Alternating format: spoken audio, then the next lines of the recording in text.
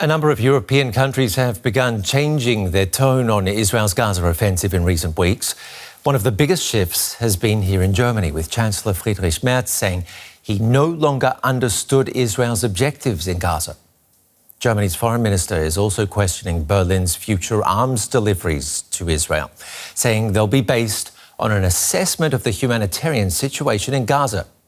Let's take a look at where Berlin stands among Israel's military suppliers. Israel's offensive in Gaza is being carried out with the help of weapons provided by other countries. The three nations that account for most of the imports are the United States, Germany and Italy. Data from the Stockholm International Peace Research Institute, or SIPRI, shows that after the US, Germany is the most important supplier.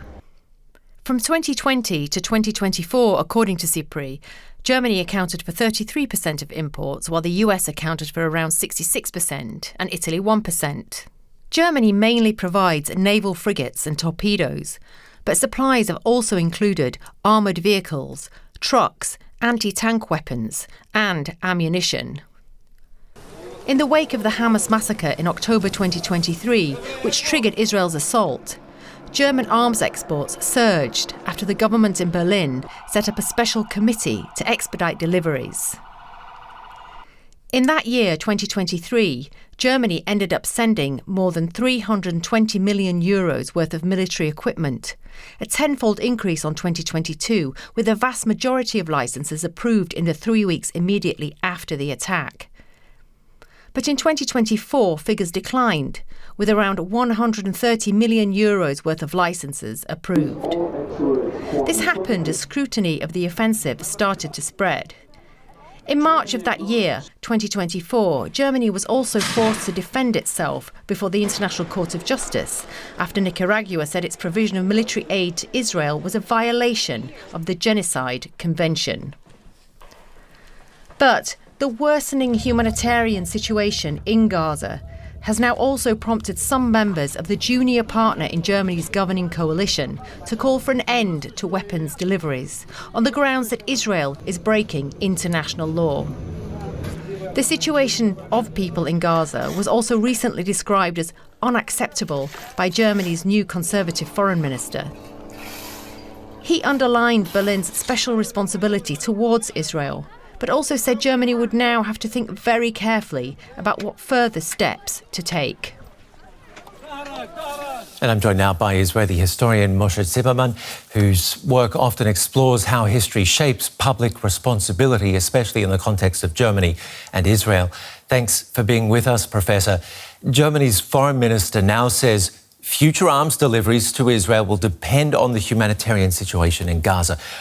What do you make of this shift in thinking in Berlin? I'm surprised that it came this late, because this kind of a reaction should have been already there a month ago.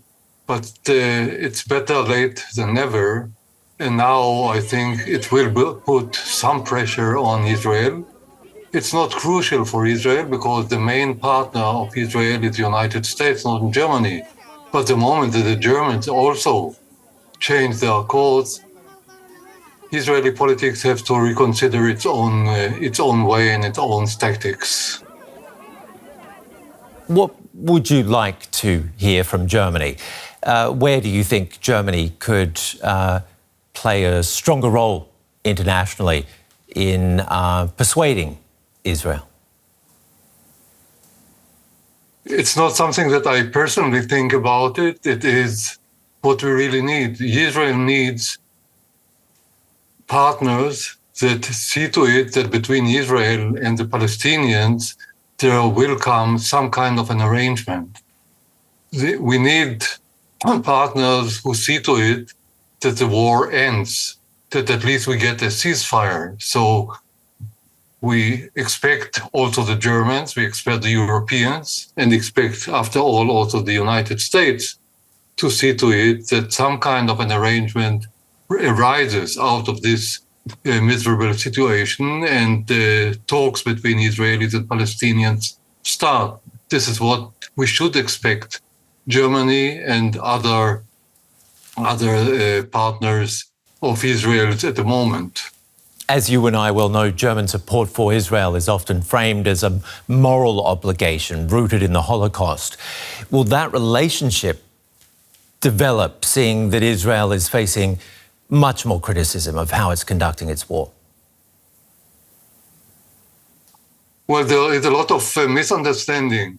If you, as a German, want to support Israel, if you think that you are morally responsible for the existence of Israel, and this is the official policy of Germany, then you have to support Israel, or better, support an arrangement between Israel and the Palestinians, between Israel and the surroundings of Israel, that is the Arab world. This is what is needed against the background of the history, against the background of the Holocaust, and against the background of the history of National Socialism, and not the other way around. When people think that the only way to support Israel is to support the Israeli government, which is far-right government, and supply Israel with the arms, then of course it is a wrong interpretation of this responsibility for the security and the existence of Israel. And when Germans come back with this argument that harsh criticism of Israel could fuel anti-Semitism, what do you say there? Criticism against Israeli politics, criticism of the Israeli government is something that you have to expect. We, as Israelis, criticize our own government, and vehemently. I'm talking about the left side of the Israeli political scene. So why shouldn't the Germans do the same?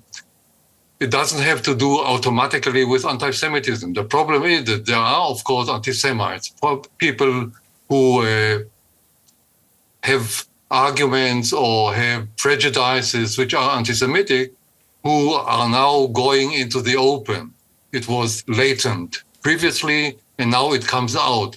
But this is not an argument against criticism of this very Israeli policy that we show in Gaza, in the West Bank, and also inside Israel. You heard it from Israeli historian and writer Moshe Zimmermann. Thank you very much for being on DW. Thank you.